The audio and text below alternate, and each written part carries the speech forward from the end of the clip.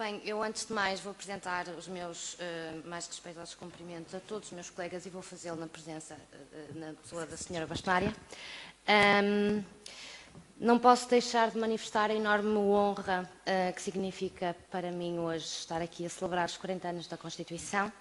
uma honra da qual eu não sou merecedora, com certeza, tanto mais porque faço já parte da geração que não teve que lutar para que ela pudesse ser uma realidade. Foi-me dada de presente e depois quis o destino que eu fosse dedicar a minha vida e me viesse juntar a esta família dos defensores do Estado de Direito e dos direitos, liberdades e garantias dos cidadãos, que são os advogados. Dito isto, hoje a minha missão é ainda mais difícil porque se segue às duas brilhantes apresentações que aqui foram feitas pelos meus colegas e, portanto, vai deixar ainda mais notório e claro a minha preparação para hoje estar aqui a fazer uma reflexão convosco. No entanto, venho hoje falar-vos de um tema que me é muito querido. Venho falar-vos sobre o acesso ao direito e o artigo 20 da Constituição da República Portuguesa. Portanto, o artigo 20 da Constituição da República Portuguesa e o acesso ao direito, eu chamo-lhe o direito aos direitos, porque este artigo da Constituição é aquele que vem garantir a plena efetivação de todos os outros, porque é pela possibilidade de conhecermos os nossos direitos, podermos exercê-los e defendê-los, recorrendo ao Tribunal, quando isso se mostra necessário, que nós garantimos que todos os outros direitos previstos na Constituição são respeitados.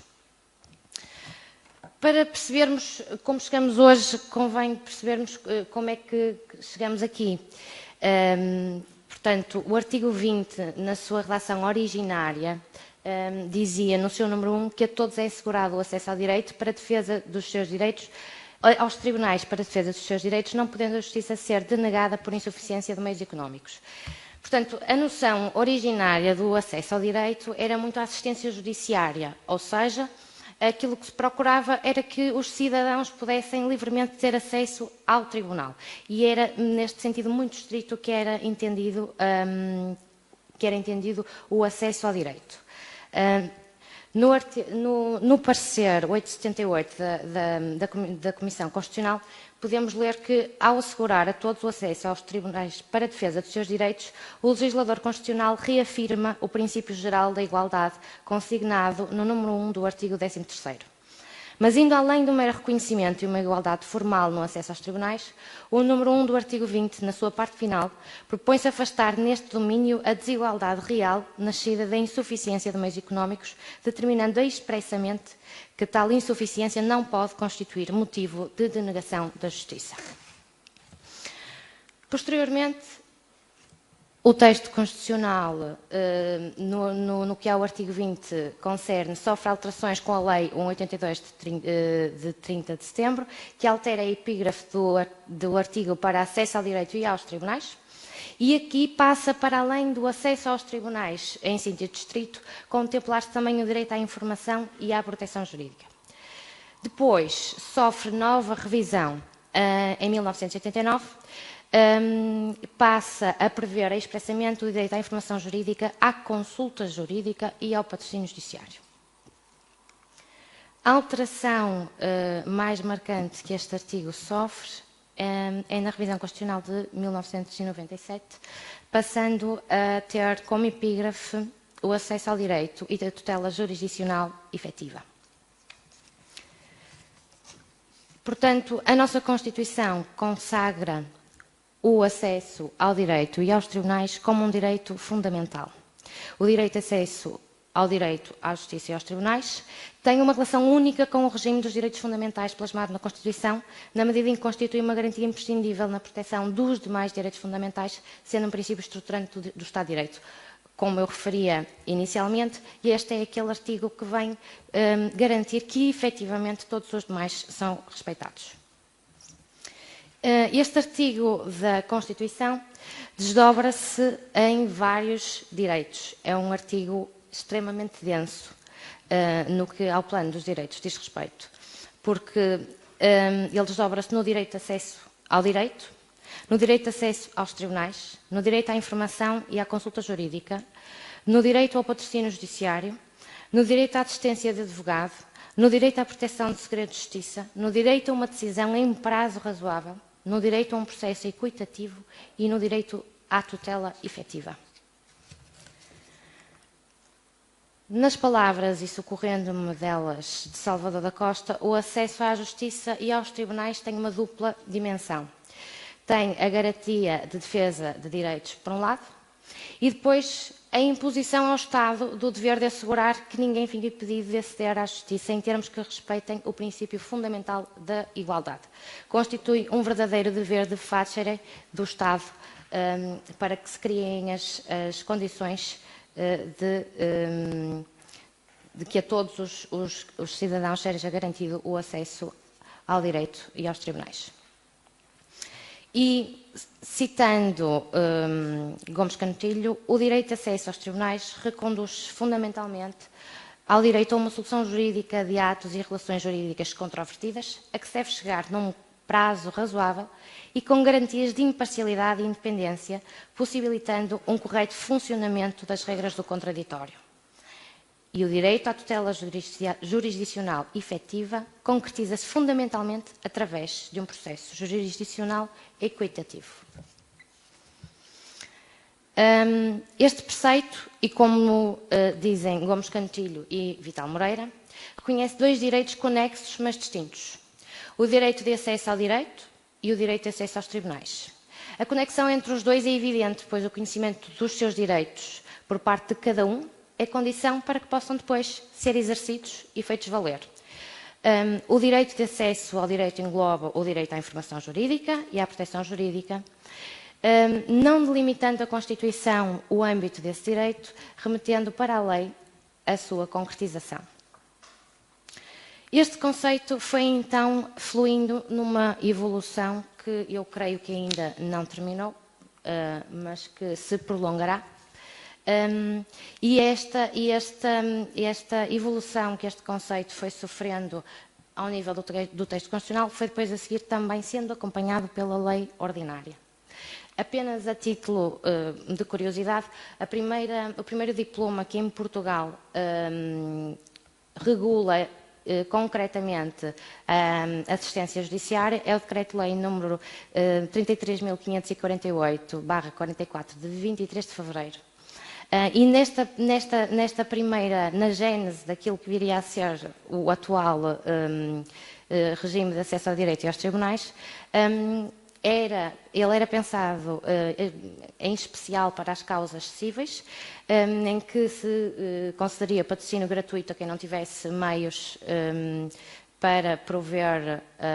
ao mesmo e a dispensa de pagamento prévio de custas. E aplicava-se também na assistência judiciária no âmbito do processo criminal, em proveito ofendido ou outras pessoas a quem a lei concedesse a faculdade de acusar. E podia ser concedida, e a lei usava mesmo esta expressão, a litigantes pobres e a pessoas coletivas de utilidade pública administrativa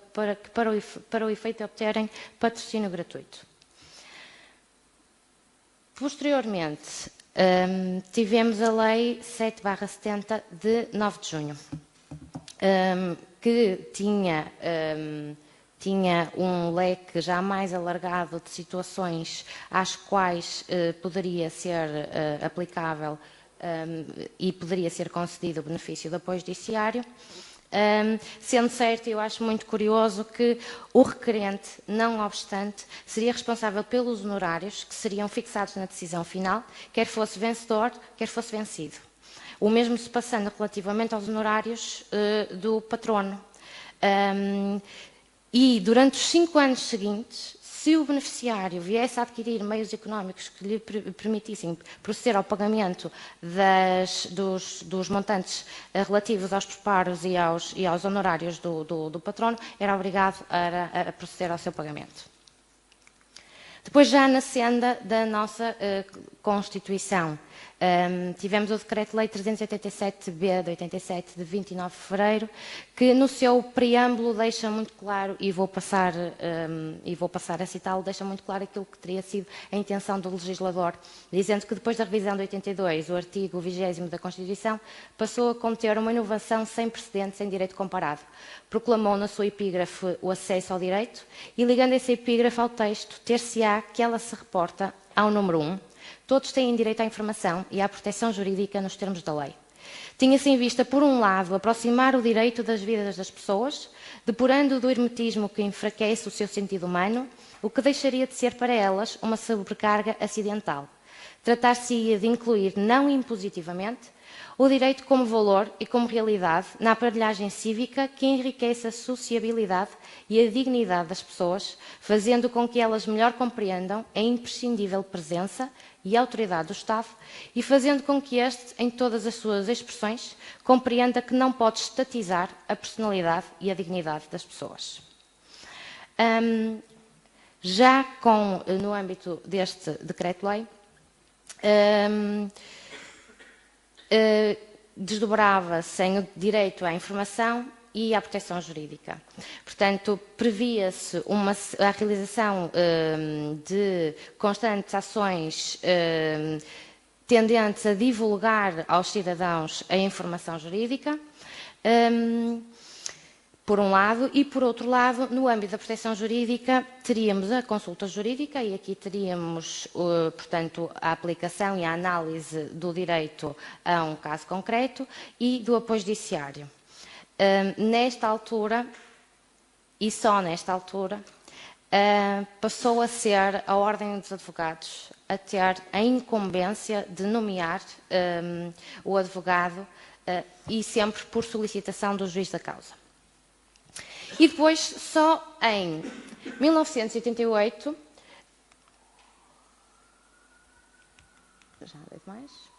só em 1988 é que, isto a título de curiosidade também, é que o regime financeiro do apoio judiciário sofre alteração, passando os honorários e as despesas referentes ao patrocínio oficioso a serem pagos pelos cofres gerais dos tribunais. Depois temos uma grande alteração também no âmbito da Lei do Acesso ao Direito, com a Lei 30E de 2000, de 20 de dezembro. E a alteração mais significativa que esta lei nos veio trazer foi a atribuição da competência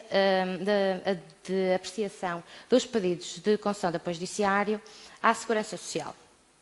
No entanto, e como muito bem dizem Gomes Cantilho e Vital Moreira, o facto de ser hoje o Instituto da Segurança Social a entidade competente para a apreciação dos pedidos de apoio judiciário não significa que estejamos perante uma dimensão do direito à segurança social, mas mantemos-nos sim perante uma dimensão prestacional de um direito de liberdade e garantia. A Lei 34/2004, de 29 de julho, veio também fazer uma alteração e aqui, por transposição para a ordem jurídica nacional da Diretiva 2003/8/CE do Conselho de 27 de janeiro, passando o diploma a ser aplicável sempre que Portugal seja o estado de domicílio ou residência habitual do requerente de proteção jurídica, no caso de litígio em que os tribunais competentes pertençam a outro Estado-membro da União Europeia, ou, em alternativa, o estado de foro, no caso de o requerente residir noutro Estado-membro da União Europeia. E chegamos, por fim, à versão em vigor do atual regime de acesso ao direito e aos tribunais, que nos veio trazer a Lei 47/2007, de 28 de agosto. E esta lei veio fazer alterações no que diz respeito à revisão do critério da insuficiência económica, à cobertura da consulta jurídica em todo o território nacional, porque esta lei traz a novidade de a consulta jurídica deixar de estar reservada única e exclusivamente aos gabinetes de consulta jurídica, que, a bem da verdade, nunca chegaram a funcionar, para passarem a ser prestadas nos escritórios dos advogados e, desta forma, conseguindo abarcar todo o território nacional. Alargou-se também a aplicação do regime de acesso ao direito aos meios de resolução alternativa de litígios e passou a ser aplicável às pessoas coletivas, apenas às pessoas coletivas sem fins lucrativos. Portanto, hoje temos que os destinatários serão todos os cidadãos nacionais e da União Europeia que demonstrem estar em situação de insuficiência económica. Chamar a atenção também para aquilo que acabei de dizer, as pessoas coletivas com fins lucrativos e os estabelecimentos individuais de responsabilidade limitada não têm direito à proteção jurídica. E as pessoas coletivas sem fins lucrativos têm apenas direito à proteção jurídica na modalidade do apoio judiciário.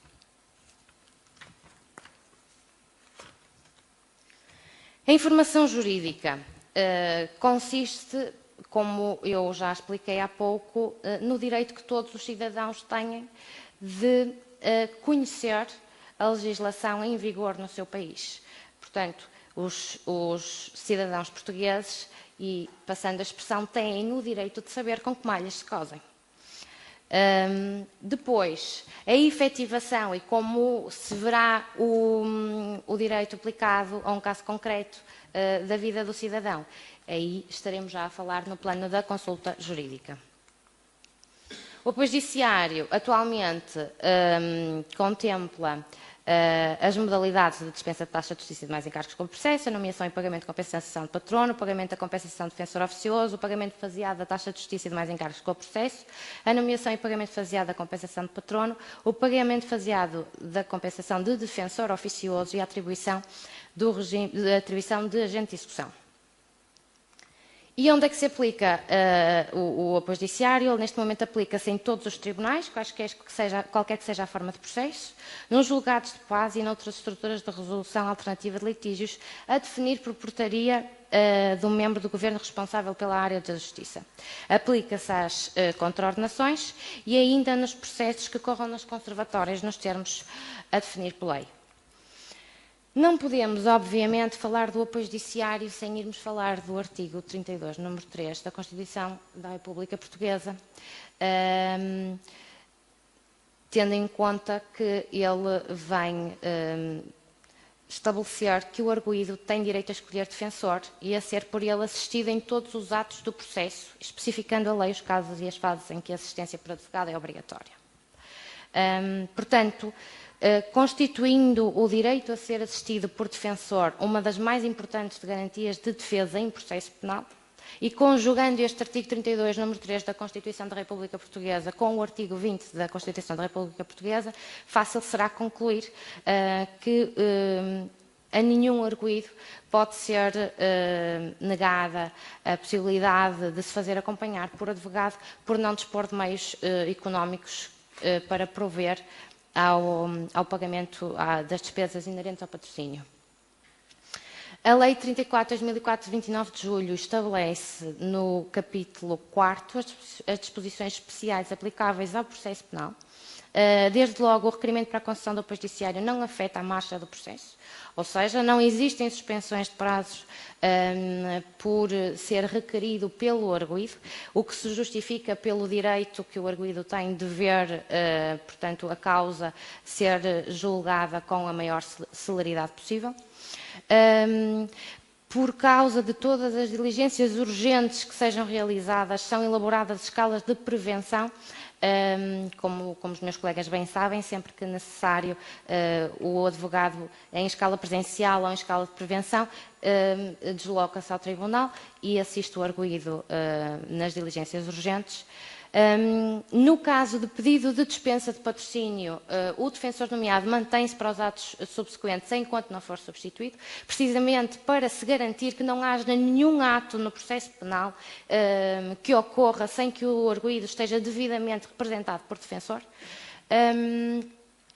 E depois, ainda, e ao contrário daquilo que se passa para os demais casos, o apoio judiciário no âmbito do processo penal e quando requerido pelo arguido pode ser-lo até ao termo do prazo de recurso da decisão em primeira instância. E eu agora queria debruçar-me um bocadinho relativamente à questão para a qual eu chamei há pouco a atenção, que é o facto de, atualmente, o sistema de acesso ao direito não se aplicar às pessoas coletivas com fins lucrativos. Ainda que se demonstre que não dispõem, que têm a necessidade de beneficiar de apoio judiciário e que não dispõem de meios económicos suficientes que lhe permitam arcar com as despesas inerentes. Não existe forma nenhuma de as empresas virem requerer apoio judiciário, mesmo fazendo prova de que não têm meios, o que a mim me custa muito a aceitar, tanto mais tendo em conta a atual conjuntura económica que hoje vivemos e que muitas vezes, se as empresas tivessem a oportunidade de recorrer ao apoio judiciário para fazerem valer os seus direitos, se calhar muitas vezes conseguíamos que se encontrassem numa situação tal que outra solução não lhes restasse que não a insolvência, com as consequências nefastas que isso representa, quer para a economia portuguesa, quer para a própria sociedade portuguesa. De resto, Jorge Miranda e Rui Medeiros são exatamente da mesma opinião. Citando-os, dizem, e bem, que o direito à proteção jurídica é compatível com a natureza das pessoas coletivas e, nessa medida, também lhes é aplicável. Por isso, não obstante as hesitações jurisprudenciais, deve entender-se que uma normação que vede, em termos genéricos e absolutos, a concessão do patrocínio judiciário gratuito às sociedades e aos próprios comerciantes em nome individual e estabelecimentos individuais de responsabilidade limitada, que provem que os respectivos custos são consideravelmente superiores às suas possibilidades económicas, contraria a universalidade do direito de acesso aos tribunais e, em particular, do direito ao patrocínio judiciário, independentemente da situação económica. De resto, existe já também um acórdão do Tribunal de Justiça da União Europeia, de 22 de 12 de 2010, em que se conclui que o princípio da proteção jurisdicional efetiva, como consagrada no artigo 47 da Carta dos Direitos Fundamentais da União Europeia, deve ser interpretado no sentido de que não está excluído que possa ser invocado por pessoas coletivas e que o apoio concedido em aplicação deste princípio pode abranger designadamente a dispensa de pagamento antecipado dos encargos judiciais ou a assistência de um advogado. Aliás, e também no mesmo sentido, o próprio provedor de justiça veio a fazer uma recomendação ao Ministério da Justiça em 2010, no sentido de se promover a alteração do artigo 34 de 2004, da Lei 34 de 2004, de 29 de junho, no sentido de se permitir a concessão de apoio judiciário às entidades com fins lucrativos que, provando a sua insuficiência económica, demonstram que o litígio para o qual é requerido o apoio exorbita da respectiva atividade económica normal, ocasionando custos consideravelmente superior às possibilidades económicas das mesmas. Portanto, parece-nos que, nesta conformidade, esta seria uma das alterações que, sem dúvida nenhuma, e um dos avanços que, sem dúvida nenhuma, deveria vir a sofrer a lei do apoio judiciário. Por outro lado, debrucemos-nos também sobre a questão da insuficiência económica. Este conceito de insuficiência económica não é resolvido pelo legislador constitucional, deixando para o legislador ordinário, portanto, o estabelecimento dos critérios para que se considere que existe ou não insuficiência económica. E eles estão previstos no artigo 8º-A da Lei 34 de 2004, que tem várias alíneas, algumas de difícil compreensão, mas para que se perceba exatamente do que é que nós estamos a falar desta realidade. Terá direito a todas as modalidades de apoio judiciário uma pessoa cujo rendimento relevante seja igual ou inferior a 314,42 €. Terá direito ao pagamento da consulta jurídica e ao pagamento faseado da taxa de justiça e demais encargos com o processo. As pessoas que ofiram um rendimento relevante que vá desde os 314,42 € e os 1.048,05 €. e não tem qualquer tipo de direito à proteção jurídica uma pessoa cujo rendimento seja superior a 1.048,05 €. Agora pensemos, e peço que tragam à vossa memória, as tabelas das custas judiciais e que, apenas e a título de exemplo, uma ação cujo valor seja de 30.000 € e 1 cêntimo, já estamos a falar de um montante de taxa de justiça superior a 600 €.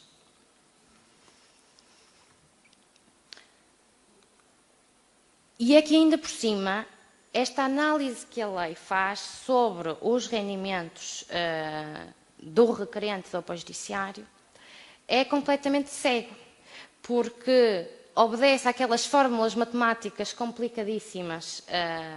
que vêm anexas à lei, mas depois não consegue, não admite que se prove que, não obstante o seu rendimento, o seu património ou a sua despesa permanente, o cidadão não dispõe de condições económicas que lhe permitam suportar os custos de um processo judicial. E deixo-vos a título de exemplo um doente crónico que, não obstante, tenha um rendimento relevante superior aos tais 1.048 €, tenha que suportar despesas médicas e medicamentosas mensais elevadíssimas. E, portanto, de facto, o rendimento disponível que este cidadão tem é inferior àquilo que é o considerado o rendimento relevante e não dispõe, de facto, de meios objetivos que lhe façam para ter condições para poder prover às despesas inerentes à defesa dos seus direitos. Portanto, eu terminaria, depois de falar disto, indicando aquela que são, na minha opinião, as melhorias que o sistema de acesso ao direito deveria sofrer a curto trecho para que se possa reforçar a proteção dos direitos, liberdades e garantias dos cidadãos. Desde logo, o alargamento do âmbito de concessão da modalidade do pagamento faseado da taxa de justiça e demais encargos com o processo a mais situações, precisamente por aquilo que eu acabei de dizer. Aliás, esta é uma reivindicação que a Sra. Bastonária tem feito ao Ministério da Justiça, e muito bem, e que, como muito bem tem dito a Sra. Bastonária, nem tão pouco isto implica um acréscimo de despesa com o sistema do acesso ao direito, porque a realidade é que o utente vai pagar os custos com o processo, só que em vez de ter que proceder ao pagamento de uma vez só e na íntegra, vai fazê-lo de forma faseada. Depois, também entendemos que deveria considerar-se os custos previsíveis inerentes à ação. Portanto, devíamos também olhar para aquilo que vai ser o montante, desde logo da taxa de justiça que vai ter que se pagar. Para além disso, devia também ser alargado, porque pura e simplesmente não é aplicável aos recursos hierárquicos nas decisões administrativas, bem como em sede de direito à audição prévia. Ou seja, se, por exemplo, um gerente de uma empresa vir uma dívida à administração fiscal ser revertida, em sede de audição prévia ou de recurso hierárquico, não pode beneficiar do apoio judiciário. A mesma coisa se passa relativamente aos trabalhadores no âmbito do processo disciplinar. Portanto, se um trabalhador, recebendo uma nota de culpa, não tendo meios económicos que lhe permitam suportar as despesas com advogado, vai ter que responder à nota de culpa sem estar acompanhado de advogado, porque pura e simplesmente não é aplicável nestas situações. Depois, entendemos também que para uma melhoria do sistema, e tendo em conta que aqui em Lisboa não deve ser muito diferente, mas no Porto, e esta é a realidade que eu conheço muito bem, um pedido de apoio judiciário demora entre 6 a 9 meses até ter uma decisão. E isto muitas vezes acontece porque os serviços estão sobrecarregados. E estão sobrecarregados porque muitas vezes os pedidos estão mal feitos.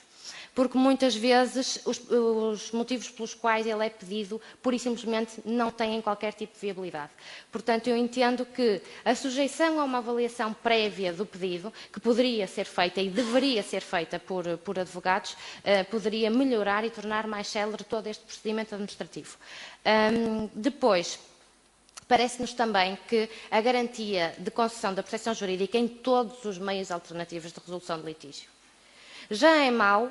e também isso é uma tarefa que a senhora bastonária tem a seu cargo, de tornar obrigatória a presença dos advogados em todos os meios alternativos de resolução de litígio. Também me parece que é necessário que o apoio judiciário seja aplicável a todos. Eu fiz uma busca no site da DGPJ e contei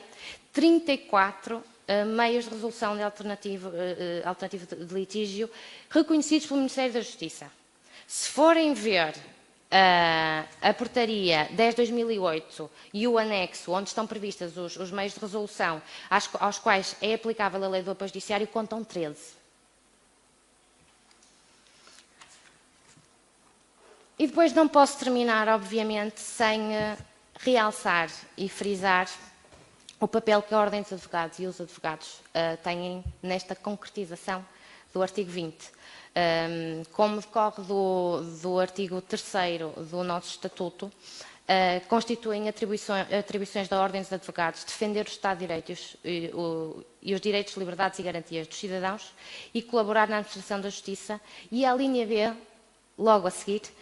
assegurar o acesso ao direito nos termos da Constituição. Por outro lado,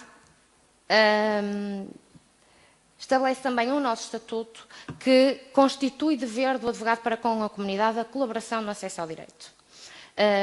E diz-nos depois o artigo 90, número 1, que o advogado está obrigado a defender os direitos, liberdades e garantias, a pugnar pela boa aplicação das leis e pela rápida administração da justiça e pelo aperfeiçoamento da cultura e instituições jurídicas. E, sem dúvida nenhuma, que nos caberá continuar a resistir a tendências de criar-se outros mecanismos que passem por deixar de ser os advogados a garantir a efetiva concretização deste artigo 20. Isto porque a efetivação dos direitos, liberdades e garantias dos cidadãos só pode ser assegurado por advogado, porque é o profissional dotado da aptidão técnica e profissional. E isto é, para mim, a parte mais relevante no pleno exercício da sua liberdade e independência. Muito obrigada a todos.